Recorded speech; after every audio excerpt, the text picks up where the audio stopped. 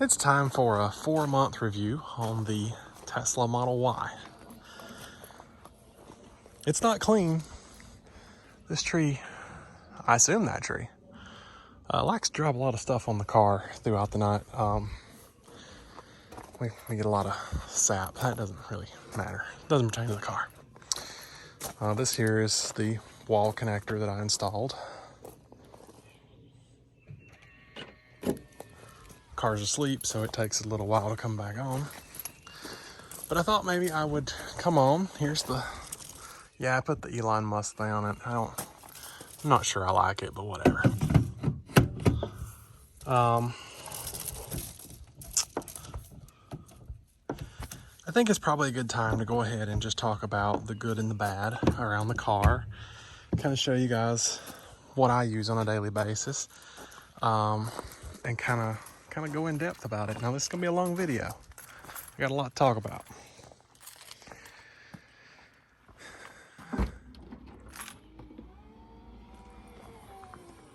So as you can see, I don't carry anything. No, I'm just kidding. I actually have all of my important stuff down here. Tesla bags. I have the regular mobile connector just in case I go somewhere and need it. There's the adapter, J1772 adapter. Obviously you need to carry all that with you. This is just a bag full of adapters, all of the Tesla adapters that they offer. Down here is just extra. This is just stuff that I felt like I could use at some point. There's a wire cable thing that I don't use clearly. Here I've got a 100 foot 110 volt 10 gauge wire. This is good for charging on 12 amp, and that's it. That's all it does. It's 100 foot, so it can pretty much go anywhere, and it's probably one of the slowest ways to charge, but it's better than nothing. This is a I think it's a 1030. Can't remember. NEMA 1030 or something like that. This is your standard dryer plug, your 3-prong dryer plug. So that can run from 20 foot. It's only 20 foot cable, but it can run from any dryer plug to the car. So you can charge. And then for, if, you get to somewhere that has a new dryer plug, this is the new dryer plug. I believe it's a 1430. It has the ground, or the negative. They all have ground. It has the negative, so it basically just converts it into a 3-prong so that 20-foot cord can work. And then this is for like campgrounds. I think this is the TT30. So converts it to 1450. Obviously you can't get 50 amp out of a 30 plug, but yeah. So there's that. Those are my carry with things. I feel like you need those no matter what. In any situation that's going to get you charged. So, and this here, this is one of the problems that we'll talk about, but is it straight? I don't know. Okay. That's one of the problems we'll talk about. We'll get in on that here in a second.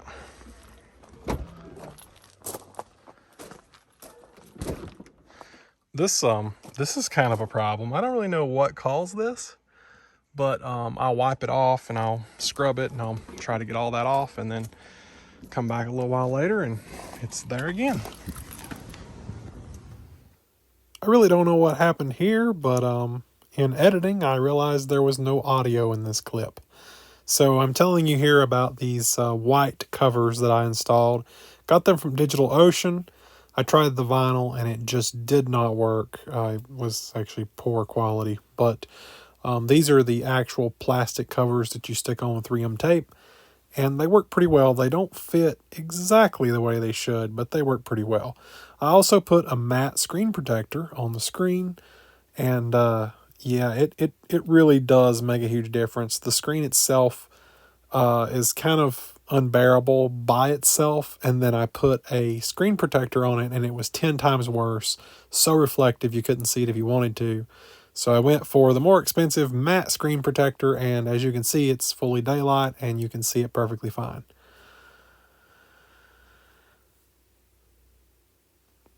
And then I guess I show you that it has, 10,000 miles, and that's where we're at. So let's go driving, and yeah. So first we'll start with issues that I've had with the car so far. It's been a rocky road. Let's go ahead and say that. So the first time that I ever had an issue with the car was related to the charge port. And I got a message here on the screen. It says, charge port may not open or whatever. And I'm like, okay, that's interesting. Go outside, push on the charge port. It won't open. So I went on the app and I scheduled service like you normally would. And they scheduled someone to come to my house to actually do the service. And I was like, okay, that's great. Like, I've never had that sort of service, and I was real happy with it. And I was like, okay, that'll work. Let's do that. So next day, go to get in the car, drive it, and charge port opens. Perfectly fine. Nothing wrong. And I'm like, okay. So I go on the app, and I'm like, hey, just never mind, I guess. It fixed itself. So great experience so far because, I don't know of any other car that fixes itself overnight. They said that the error could be related to cold temperatures and whatever else. So whatever. I'm cool with that. Whatever. So the next issue that I noticed was a squeak in the back. The back seat rattled, squeaks. It still kind of does it. It's nowhere near as bad as it was, but we'll get to that later on. Anyway, back seat squeaks, and if you put something in the seat, it obviously doesn't squeak. But I mean, I don't have something to put in the seat all the time, and when you pay $70,000 for a car, you kind of expect it to just work. So I was like, all right, I'm gonna try to schedule to see if they'll come adjust that. Well, as soon as I made the appointment, they immediately sent me to the nearest service center 2 hours away. They're like, nope, you got to go to the service center. We can't do that local. I'm like, okay, well, it's never heard of that, but okay, you guys were going to come out last time, but cool. So then I started having issues with the automatic high beams. Now, I don't know that you would say I started having issues. I always had issues. As soon as I got the car, they just didn't work right. They were blinding people on purpose, and when there was no car, they would dim. Like, that's not normal operation. So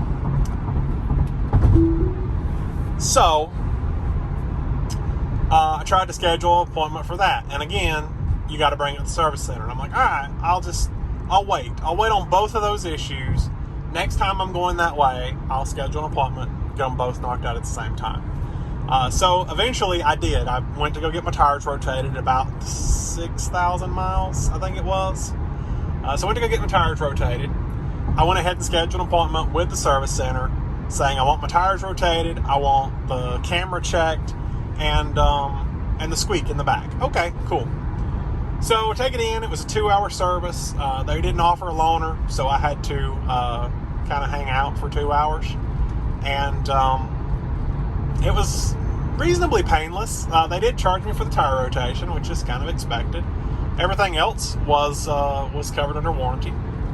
And then on the way home, driving back from the service center, I go into autopilot like I am right now, and the car starts acting really weird. It gets really super close to a semi-truck on the right side, just super close, and I'm like, I don't trust that. Like, I don't know why, but it usually keeps its distance. It usually does a really good job. So I take it out of autopilot, get around the truck, put it back in autopilot, and then I move over to the right lane like I am right now. And then an exit comes up, and all of a sudden the car starts diving for that exit. Slams on the brakes, swerves to try to take the exit. It was not even in the GPS. The GPS says stay straight. The car's trying to take the exit. So that doesn't work. That doesn't work at all. That's not cool. So at that point, I was highly annoyed.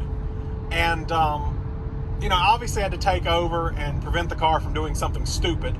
So turn it back on autopilot, and at the next exit, it does it again immediately. I'm like, okay, not going to work. So I had to take it out of autopilot, drive it home manually, and was able to get a hold of the service center and let them know, hey, there's a problem. I don't know what happened, but this is not acting right. And so they said, maybe the technician forgot to actually recalibrate the camera. He may have moved it, but he didn't recalibrate it. So they instructed me on going through the settings here and recalibrating the camera. So I did that. And the car immediately said, hey, the camera's not positioned right. I can't calibrate. And because the camera is no longer calibrated, you don't have autopilot, you don't have cruise control, and many safety features aren't going to work, like lane departure, which is one of the bigger ones. Not that I don't care about lane departure, but if you drive down the road and it's constantly alerting saying you're leaving the road, that's not okay. So as you know, service center is 2 hours, actually this direction that we're heading right now, 2 hours down the road. So I have to drive the 2 hours with no cruise, no nothing, and it was really annoying. They repositioned the camera again, and now it seems to work, but as you can see, the car doesn't really care. That car was coming over the line. My car was not going to swerve to miss him. He was just going to go right into him. It just seems like it's not like it used to be. The car used to do a lot more than it does now. And I don't know, maybe it's just me, maybe I'm crazy, but I feel like the car doesn't do quite what it used to do. So that's kind of the cap of issues that I've had since I got the car. A lot of things that may pop up typically go away the next day. It's not that huge of a deal, but there are some things that are just like, okay, this is really annoying. So yeah, we can talk about the good things now. So driving a Tesla, as you can see, I am going down interstate, and I'm not driving, I'm just letting the car drive. Now, obviously, I've got to stay attentive and pay attention and, keep from things happening. But, for the most part, it drives itself. And that's kind of like one of the things about a Tesla. It's going to drive itself. And it's very flashy. When people see a Tesla, they're like, wow, is that a Tesla? Yeah, it is, so, and you just kind of get, I don't know, it's just the wow factor of the car. Everyone's always really interested because it's a Tesla. And, that alone is kind of cool, I guess. If that's what you're looking for, then it's pretty cool. You constantly get asked questions. People are like, oh, can it drive itself? Do you trust it? Stuff like that. Those are very common questions with this car. It's also pretty fast. It can gap somebody in about a second. and I'm letting it drive right now, but that car in front of me was going slow a minute ago. If I wanted to be like everyone else, I could have easily went around him, got in front of him, done all that, but he's decided to speed up at this point, so we'll let him go. Anyway, auto lane change, obviously that's part of autopilot or full self-driving. It works great. It makes traveling way easier. But I think at the end of the day, is the Tesla practical? Is it a practical traveling car? And I still just don't think so. It's a great, comfortable car to drive in. But some of my biggest complaints are things that I knew it wouldn't have when I bought it, but I thought maybe I could get over them. The first one is no ventilated seats whatsoever. The seats are not ventilated. They are heated, and that's it. And they get hot. It is not real leather. It is fake leather. It's a plastic. And so they don't breathe very well. And when you're driving down the road, they get hot. And in what I've just been sitting here, 5 miles, my back is sweating. I'm already hot. It's not good for traveling in that sense. And then you have to think about, the whole charging aspect of it. You have to charge. You can't just go forever. Obviously, the car is rated for 360 miles per charge, but it never will achieve that ever. I don't think if we put it at sea level with a 30-pound driver, it would ever achieve 360 miles range. It's just not possible. In real world testing, I'm averaging about 200 miles per charge, and After 200 miles, what do you got to do? You have to stop and charge. Now, charging is pretty fast, but depending on where you're going, it may not be fast. So if I took it to Florida, and there are chargers all the way along the road to Florida, it will tell you, hey, you know, we could charge from 10% to 40% at this charger, and then go to the next charger and charge from 9% to 50% and still be good. And that's pretty good. I like that. But if you're going somewhere where there really aren't chargers, then you have to accommodate for that. I went to a city in Georgia, just way out in the middle of nowhere, to go visit a friend, and the car was like, yeah, there's no chargers here, so you're going to have to figure it out. And so I ended up having to charge on the way to Georgia, and I had to stop and let the car go all the way to 80% so that I could make it to Georgia and then back to that supercharger on the way home. And that takes forever. So setting there 45 minutes to get a charge is not realistic. Whereas, like I said, you know, if there are chargers along the way, it's not a problem. Same with, I went to Virginia last week, and where I was going in Virginia, there were no chargers. So I had to accommodate for, you know, charging enough to get back to that charger on my way back from Virginia. And so it was an 80% charge. And that took a while. It took about 30 minutes in that particular situation. So, you know, it's not entirely practical. But I think it's a lifestyle. Tesla is not like, oh, I just want to buy another car, let's go get a Tesla. You buy a Tesla because you want the lifestyle, you want the experience. It's not about, you know, this is better than a gas car. Technically it is when you talk about cost, but that's a different story. If you're talking about just, you know, what's the word? I don't know. Like practicality. If you're talking about practicality, this is not your car. This is not for you.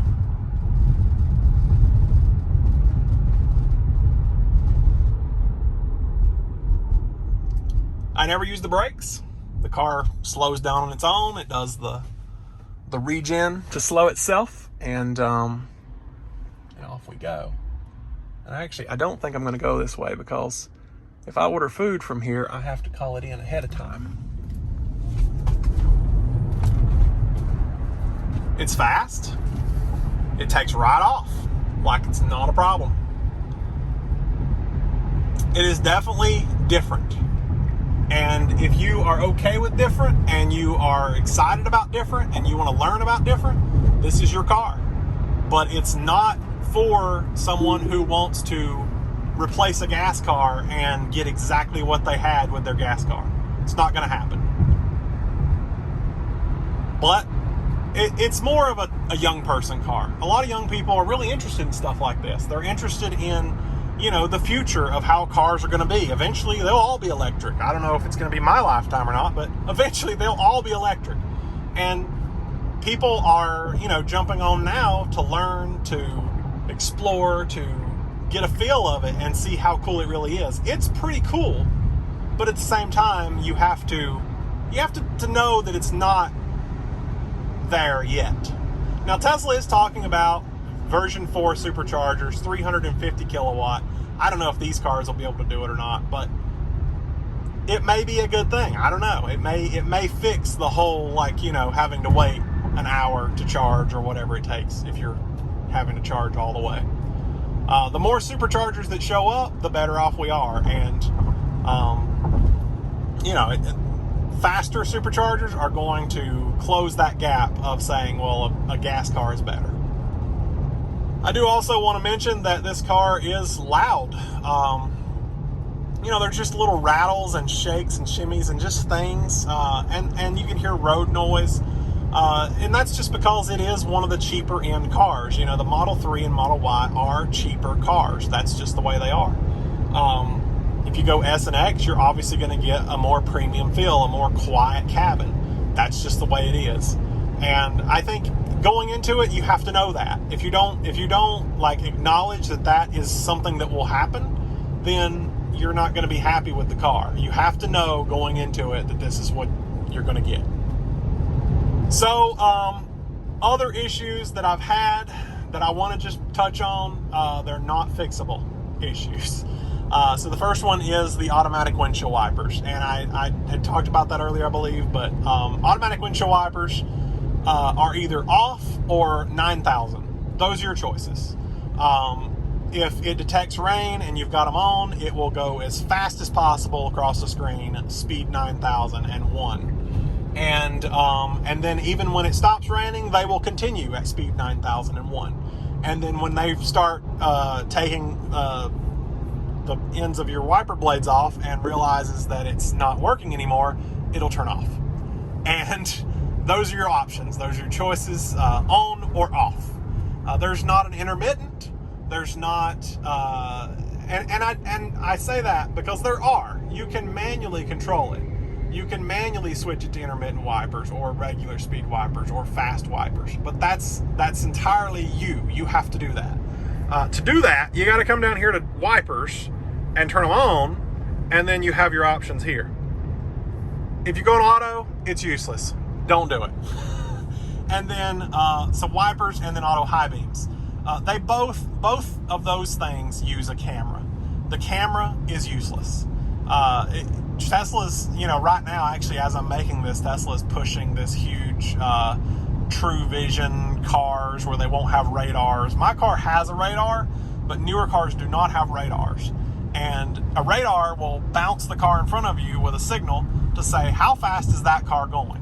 And if it detects that car slows down slower than I'm going, my car will slow down and not hit it. So Tesla's new thing is Truevision. Okay.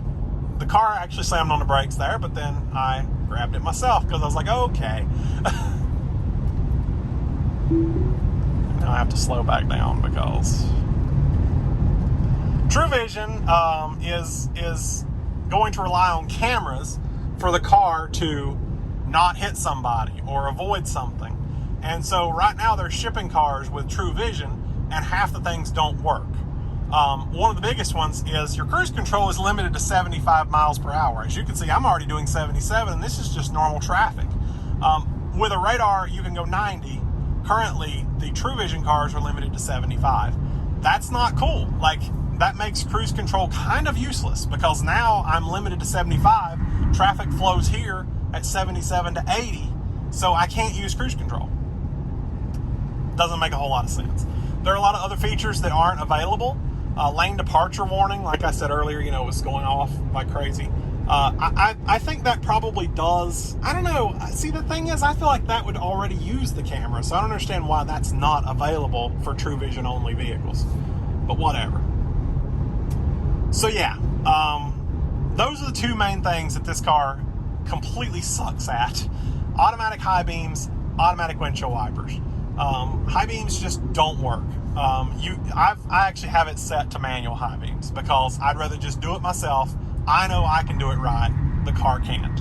So, and for a car that can drive itself, basically, there aren't many cars on the market today that can drive themselves. You've got Chevy Super Cruise and you've got Ford Blue or whatever it is.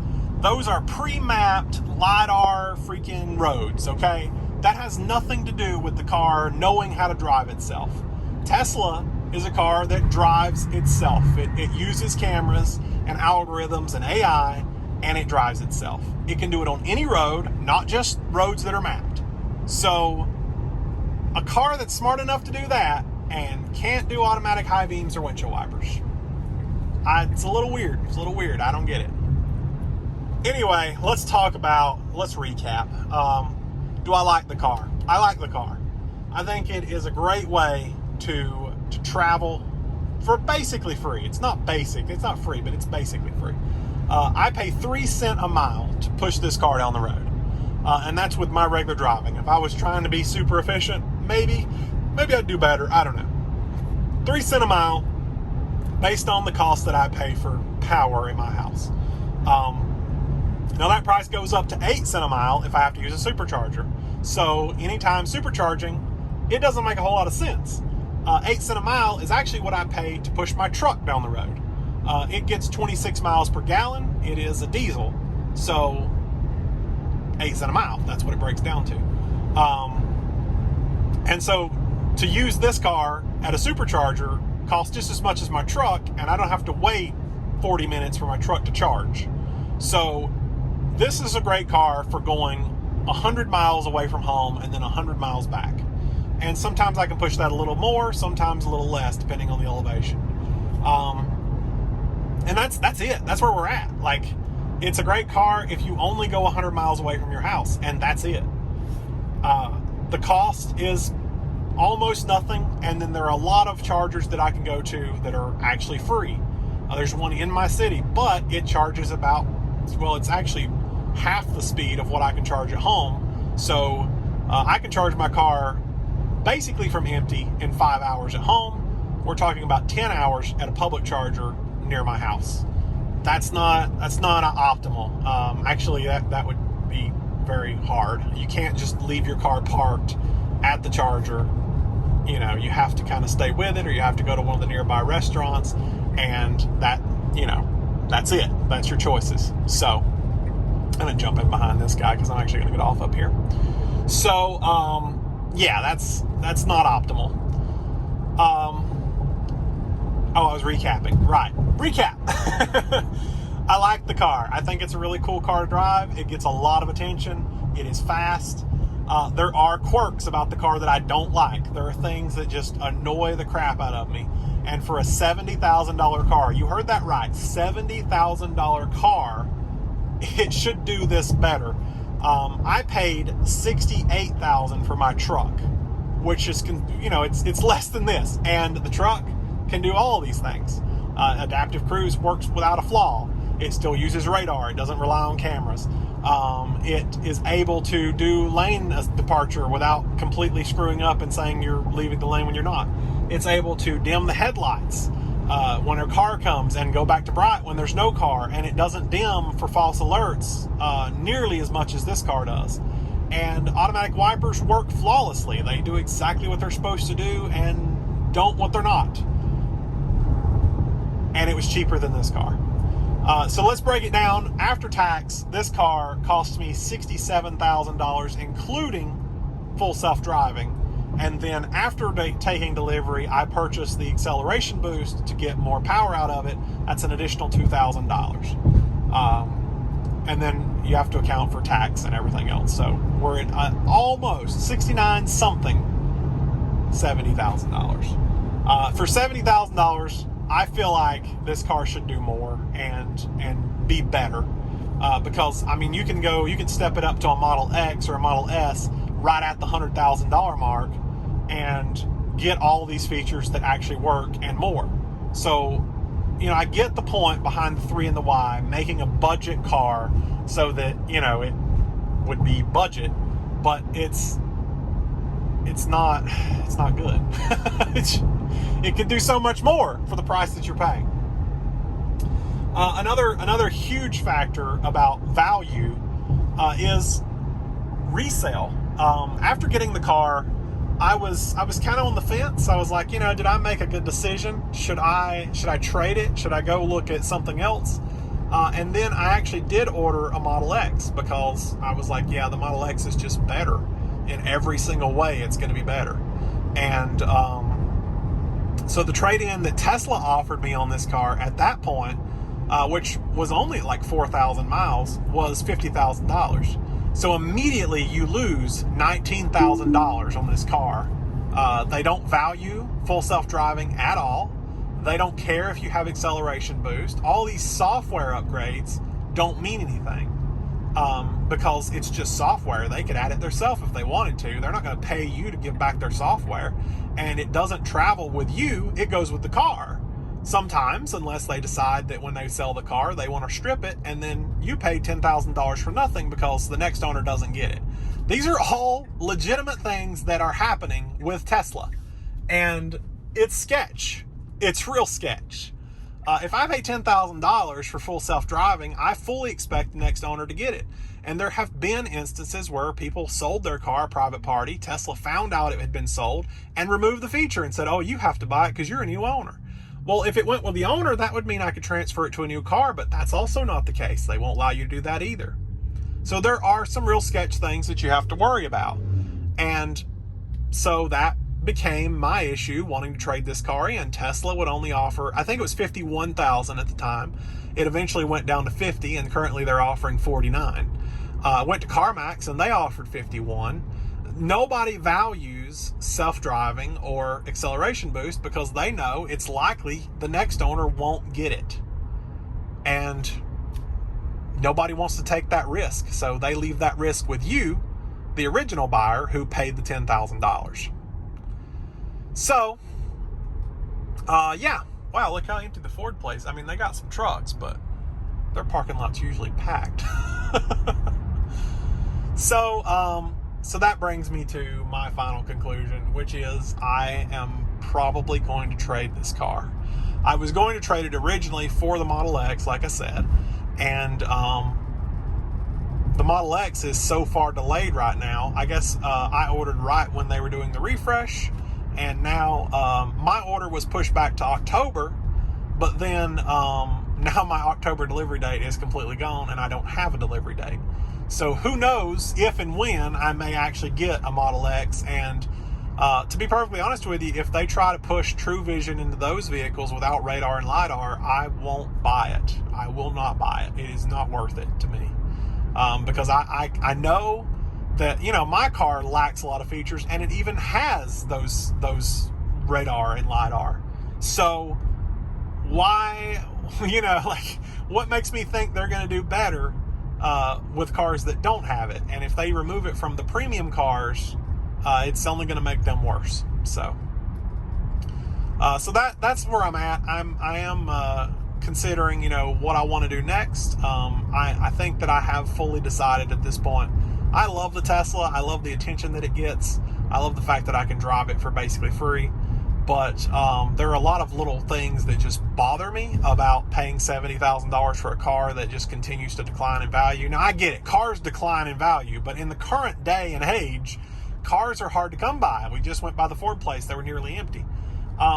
People are paying outrageous amounts for trade-ins, and they're not giving me anything for this Tesla. I bought my Chrysler 300. I was going to trade it in on my truck. And so I did a trade-in estimate, and they offered me $13,000 for it. And I was like, nope, not doing it. I'll just keep the car for $13,000. I'll just drive it additionally. And then since COVID hit and supplies have been short, they went up to $14,000. And the other day they offered me $15,900 for my Chrysler. And I was like, wow, that's almost, you know, like I could probably do that for $15,900. But my truck, when I bought it, I paid $67,000 cash for it. A week after getting it, just for funds, I checked to see what the trade-in was, and they offered me $55,000. And I was like, yeah, that sucks. And yesterday, they offered me $68,000 trade-in, $1,000 more than I paid for it. So what's going on with Tesla? You know, Tesla's short as well. Every time you order a car, you're getting pushed back months and months. I got a buddy who ordered a little over a month ago and hasn't heard a thing. He doesn't have a VIN. He doesn't have a delivery date, anything. So they're just as affected by this as everybody else. Why aren't Teslas getting in more money? So at this point, I am considering trading this car. If I find something I like, I will immediately do it. I'm not going to wait around because the value just continues to drop on this car. And there's no benefit other than, you know, okay, I don't have to do oil changes or maintenance and almost free driving. That's cool, but you know, like, all the little quirks that bother me kind of annoy me on a daily basis. Like, if it started raining right now, I would dread driving because I have to sit here and manually push this button over here to turn my wipers on. Or hold it to turn them on slow, and you can't turn them on fast like that. You have to go into the menu, which takes your eyes off the road. There's just a lot to it. So that's where I'm at. Probably going to be trying to sell it. Now, if anybody's interested in buying it, you know, after you've heard my complaints, I don't know why you would be, but anyone interested in buying it, you know, I obviously could get a better deal private party than I could trade. I would take $55,000. Just straight up $55,000. I don't even care. I realize that I'm taking a $14,000 loss. I don't care. I'll take $55,000. Is it 14? Yeah, it's 14. So, and that's probably less than I would lose if I traded it in. So, it's fine, whatever, take it. So, yeah, that's where I'm at. One more thing that I wanted to touch on right quick is attention. The car gets a lot of attention, and that could be positive or negative attention. It does get a lot of attention. There are a lot of people who are, hey, is that a Tesla? And, they ask the questions and whatever. That's cool. I've got no problem answering questions about Teslas. But then you get a lot of negative attention. I have been road raged a couple of times in this car just because it was a Tesla. It was a way more expensive car than they owned. I posted a video of that one on my YouTube. There have been about 2 other occurrences since then, just of situations where people see a Tesla and they are angered. They are just so incredibly angered for no reason. It doesn't make any sense to me. And then also negative attention from big diesel trucks. I'm not calling this guy out because he hasn't done anything to me, but I'm just saying you are constantly getting coal rolled on you every day. And it doesn't really bother me because, I drive a diesel. I have a diesel truck. I like diesel trucks. I have looked at buying another diesel truck. It doesn't bother me. But they feel the need to roll coal on you. And I don't know why. I guess they're just so hatred toward Teslas. I don't know. So it gets a lot of good and bad attention. And so that alone makes me afraid to park my car at, for example, Firehouse. Because, where's Firehouse? Right there. I know I can see the car from inside. I can go inside and see the car very easily. But it makes me kind of nervous about parking my car in a parking lot where I have to go in for a few hours because I don't know who might key the car because they're just upset because it's a Tesla. So that is definitely an issue. So to recap, I hope you've enjoyed this video and my in-depth review about the Tesla and as much information as I could possibly give you. And in editing, I've tried to add little clips of just anything I could possibly think that would get the most point across. I'm not really worried about length of this video because I wanted everybody to get a fair shot at what's up with this car. So hope you've enjoyed this video, and I know that I was very honest about the car in the review. I may have said things that will upset the Tesla fanboys, and that doesn't bother me because all of my videos are self-funded. No one paid me to make this video. No one paid for my car other than me. And so I get the right to say whatever I want about the car because I paid for it. So that's where we're at, and that's why I wanted to make a fully honest video about how I feel about the Tesla. It is very fun to drive. I still love driving it on a daily basis. I will probably miss it when I trade it. But like I said, there are just small little things that bother me. Some that I knew I was going to have to deal with when I bought the car, and some that have just popped up along the way. And to me, the value doesn't seem worth it for the price that I have paid. And like I said, right toward the end here, the value has been dropping while other cars are going up. It doesn't make a whole lot of sense.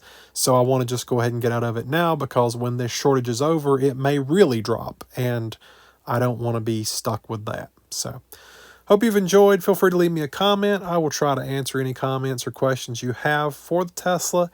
As of editing the video, I still have the car. I did not trade it on the vehicle I was going to look at the next day. It has been a couple of days. So I still have it, but I am still actively looking, and also actively looking for a good deal. Like I said, I have that number in mind that I want to get for the car, and I'm going to take it to CarMax and see if their offer has changed, and just kind of look around. And if that number or more pops up, it's going down the road. Anyways, I'll see you guys later.